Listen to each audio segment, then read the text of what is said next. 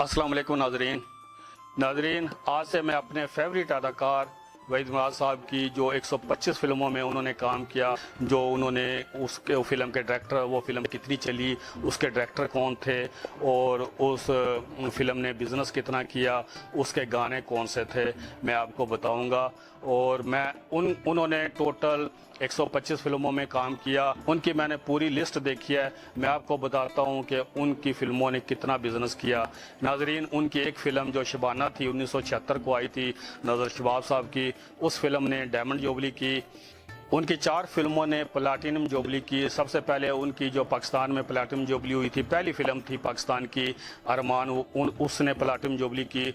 दूसरी फिल्म उनकी अंजुमन थी, उसने प्लाटिनम जुबली की। तीसरी फिल्म उनकी इश्क मेरा ना थी, उसने लाहौर में प्लाटिनम जुबली की थी। और चौथी फिल्म आवाज़ थी जो ज़फ़र शबाब साहब की थी, और उस फिल्म ने भी प्लाटिनम जुबली की थी। इस तरह 4 फिल्मों ने प्लाटिनम जुबली की। इधर जो बेकरारी वो उधर है के नहीं हो, अपने इन रंगी ख्यालों में बहा जाता हूँ मैं, घूमता जाता हूँ मैं। शर्मीली सी मासूम की भोली भाली रहती है वो तू कहीं अता पता मालूम नहीं। को दीना को दीना, जब प्यार में दो दिल मिलते हैं, मैं सोचता हूँ उनका भी कहीं मुझ जैसा ही अंजाम न हो, इनका भी जुनून काम न हो। जाओ दश बखैर बचपन में खेले थे घर आंगन में, होके जमा शर्माने लगे, क्यों आंचल में मुखड़ा छुपाने लगे। हाय हाय भाभी मेरी भाभी, तुम जियो हजारों साल। जिंदगी जिंदगी जिंदगी लग रही है मुझे आज सारी फजा अजनबी अजनबी अजनबी।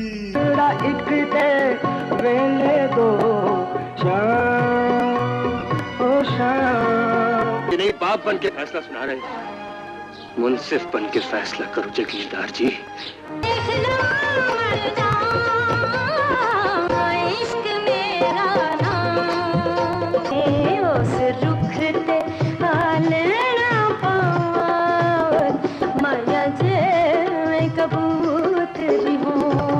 मेरे खून का कतरा कतरा मेरा नाम निशान, इश्क मेरा नाम।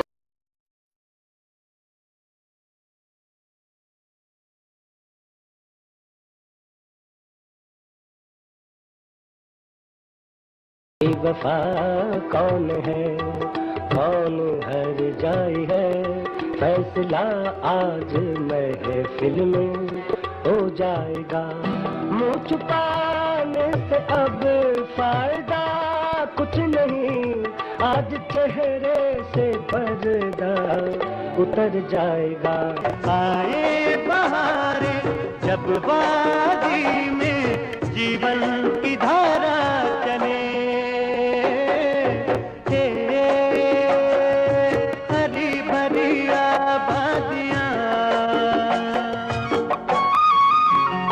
सुनो सुनो शहर के बासियों, गांव से आया हूँ, बड़े अरमान लाया हूँ। न दिल मेरा तोड़ना, न दिल मेरा तोड़ना, न दिल मेरा तोड़ना, न दिल मेरा तोड़ना। सुनो सुनो शहर के बासियों, तू मेरे प्यार का गीत है, तू मेरे दिल की आवाज है, मेरे होठों पे नग़्मे तेरे, मेरे नग़्मों का तू साज है। वहीद माज साहब की तकरीबन 40 फिल्मों ने गोल्डन जुबली का एजाज़ हासिल किया था और उनकी तकरीबन 56 फिल्मों ने सिल्वर जुबली का एजाज़ हासिल किया था। इस तरह उनकी ये सिल्वर जुबली तक जो 25 हफ्ते चलते, आजकल तो एक हफ्ते फिल्म चलती है, लोग कहते हैं बहुत कामयाब, बड़ा पैसा कमा लिया। 25 हफ्ते तकरीबन 6 महीने होते हैं और 50 हफ्ते 1 साल होता है। 75 हफ्ते जो होते हैं प्लैटिनम जुबली जो फिल्म करती है वो 1.5 साल चलती है। जो डायमंड जुबली 100 हफ्ते चलती है वो 2 साल उसको होते हैं, तब वो डायमंड जुबली 100 हफ्ते होते हैं। 1 साल में 50 हफ्ते होते हैं। नाज़रीन, इस तरह जो वहीद माज साहब की फिल्मों की कामयाबी का तनासब है वो 80% है। उनकी 125 फिल्मों में से तकरीबन 100 फिल्में कामयाब थी, क्योंकि सिल्वर जुबली तक सब फिल्में कामयाब कहलाती हैं। उसके बाद उनकी जो नाकाम फिल्में थी, जैसे आदमी, नाग और नागन, मांग मेरी भर दो, नजराना, महबूब मेरा मस्ताना, ख्वाब और ज़िंदगी वगैरह, वो उनकी जो डेथ थी, उनकी डेथ के बाद वो कामयाब हुई थी। उनकी फिल्में 125 में से तकरीबन समझो ये कि 120 कामयाब हैं। 5-6 फिल्में उनकी नाकाम हुई होंगी, क्योंकि उनकी जो वहीद माज साहब की फिल्मों से प्रोड्यूसरों ने, डिस्ट्रीब्यूटरों ने उनकी वफ़ात के बाद जो कमाया है, वो जो उनकी फ़िल्म फिल्में थी वो उठा के सिनेमा पे लगाते रहे। और सिनेमा पे जो लाहौर में एक सिनेमा था, मेरे अपने कज़न थे, वो कहते थे जब उनकी फ़िल्म लगती थी, उनकी डेथ के बाद 12 फूल बरसाव आई और इतना लेडीज़ का रश होता था, वो सेकंड रन में दोबारा आके भी गोल्डन जुबली कर गई थी। और वो सिनेमा वाले फूल बरसाते थे जब जो भी लेडीज़ आती थी, जो भी फिल्म देखने के लिए लोग आते थे। इतना वहीद माज की फिल्मों ने उनकी डेथ के बाद भी रश लिया। मैंने उनकी हीरो फिल्म भी बाद में देखी थी, जब 85 में आई थी। वो सिनेमा की गैलरी भी टूटने लगी थी, इतना रश था। फिर हम सब रावलपिंडी के कैशां सिनेमा भी नीचे हाल में चले गए थे, तो इतना रश था, खड़े होकर लोगों ने ये फिल्म देखी थी। ऐसे ज़लज़ला फिल्म आई थी। उनकी मकबूलियत आज तक कम नहीं हुई। मुझे पाकिस्तान के इस तरह तो सारे ही आर्टिस्ट पसंद हैं, सब से मोहब्बत है, क्योंकि उन्होंने मुझे एंटरटेन किया, हम सब को एंटरटेन किया। हम सब भाई फिल्में देखते थे सिनेमा पे जाके, तो हम सब को एंटरटेन किया, चाहे वो मोहम्मद अली साहब हों, नदीम साहब हों, वहीद माज साहब हों, यूसुफ खान साहब हों, सुल्तान रईस साहब हों, आसफ खान साहब हों, गुलामुद्दीन साहब हों, शाह साहब हों, रंगीला साहब हों, मनोवर ज़रीफ साहब हों, जितने भी हैं, अली जाज हो, नन्ना हो और नहसन भट्टी वगैरह जो पुराने थे, दर्पण, संतोष वगैरह, सदीद साहब हों, इन सब ने हमें एंटरटेन किया है। और इनमें मज़ाहिया एक्टर भी थे, संजीदा भी थे, कॉमेडी जो ट्रेजेडी एक्टर थे, एक्शन वाले थे, आसफ खान साहब थे, बदर मुनीर साहब थे, सुल्तान रईस साहब थे, यूसुफ खान साहब एक्शन हीरो थे। और इनकी फिल्में हम देखते थे और सब हीरोइनें हमें पसंद थी। उन्होंने काम किया, इन्होंने हमें एंटरटेन किया। सब के हम मेरे दिलों में हैं, सबकी इज़्ज़त है, सबकी कदर है। हम किसी को किसी पे फोकियत नहीं दे सकते, क्योंकि सब ने अपना अपना काम किया और सब ने अच्छा काम किया। सारे डायरेक्टर, जितने सिंगर थे हमारे, मेहदी हसन साहब थे, नूर जहाँ साहबा थी, सऊद राना साहब थे, माला अहमद रशीद साहब थे, माला बेगम थी, रूना लैला थी, नाहिद अख्तर साहबा थी, महनाज साहबा थी। और उसके बाद जितने भी ए नैय्यर साहब थे, इखलाक अहमद साहब थे, सारे उन इतने एक से एक बढ़कर इन्होंने गाने गाए जो इंडिया वालों ने कॉपी किया हमारे गाने। उनकी आवाज़ में जो दर्द था सबकी, जब संजीदा गाने गाते, जो मेहदी हसन साहब रोमांटिक गाते, वो कोई नहीं गा सकता था। अहमद रशीद साहब अपने गाने को लय को कभी किसी तरफ खींच देते थे, कभी किसी तरफ, और फिर अपने वहीं पे आ जाते थे। ऐसा गुलकार आज होता तो वो सबसे पॉप म्यूज़िक जिसको कहते हैं वो होते। अहमद रशीद साहब इतने बड़े गुलकार थे, उन्होंने जब ट्रेजेडी गाने गाए, क्या पता ज़िंदगी का और एक मैं बुरा हूँ बाकी, वो भी रुला देते थे। उनकी आवाज़ में भी दर्द था। इखलाक अहमद साहब के तो था ही दर्द। और मेहदी हसन साहब ने भी, मोहम्मद अली साहब ने जितने भी गाने फिल्म बंद करवाए, शाह साहब ने, वहीद माज साहब ने, और ट्रेजेडी गाने और रोमांटिक को उन्होंने भी इतने बेहतरीन गाने गाए। मसूद राना साहब ने भी, हमारे वो पाकिस्तान के मोहम्मद रफ़ी साहब थे, बहुत ऊंची लय में वो गाया करते थे। उनके गाने पंजाबियों, उर्दूओं, बहुत ही अच्छे गाने उन्होंने भी गाए हैं। इसलिए हमारे सब फनकार अच्छे थे। लेकिन मुझे क्योंकि बचपन से वहीद माज साहब मेरे जहन पे छा गए थे। मैंने उनकी एक्टिंग देखी, उनकी ओरिजिनल जेन्युइन एक्टिंग होती थी, कोई बनावटी नहीं, कोई ओवर एक्टिंग नहीं किसी फिल्म में भी। कहीं भी बाकी एक्टर कर लेते थे, ऊंचा बोलते या चीखते या ओवर एक्टिंग, संजीदा में ज़्यादा चीख के बोलना, ओवर एक्टिंग कर लेते थे। और वहीद महमद साहब परफेक्ट एक्टर, जैसे अल्लाह ताला ने उनको इसी काम के लिए पैदा किया था, इसीलिए तो लोग उनको नहीं भूल सके 39 साल के बाद भी। उनको हम आज भी याद करते हैं, आज भी लोग। और उस वक्त भी जब उनकी डेथ हुई, हर अखबार ने उनके बारे में लिखा, हर मैगज़ीन ने लिखा। शम्मा रसाला था, उजाला था, तसव्वुर था, मुसव्वर था, जितने फिल्मी रसाले थे, सिल्वर स्क्रीन था, निगार अखबार था, जंग मैगज़ीन होते थे, सब उनके बारे में लिख कर शोहरत हासिल की। सब ने उन्हीं के बारे में लिख कर कमाया, कैस्टों से कमाया, फिल्में उनकी लगा लगा के कमाया, सिनेमा वालों ने कमाया। वो आज तक भी वो कमाई का ज़रिया है। अब यूट्यूब पर जितने भी उनके बारे में, चाहे वो नेगेटिव बातें करें, एक इनकलाबी साहब हैं और एक और हैं, वो उनके बारे में गलत बातें करते हैं। हालांकि एक बंदा जो फौत हो जाता है उसका और अल्लाह का मामला होता है, हम कौन होते हैं बीच में बोलने वाले कि वो ऐसे थे ऐसे थे।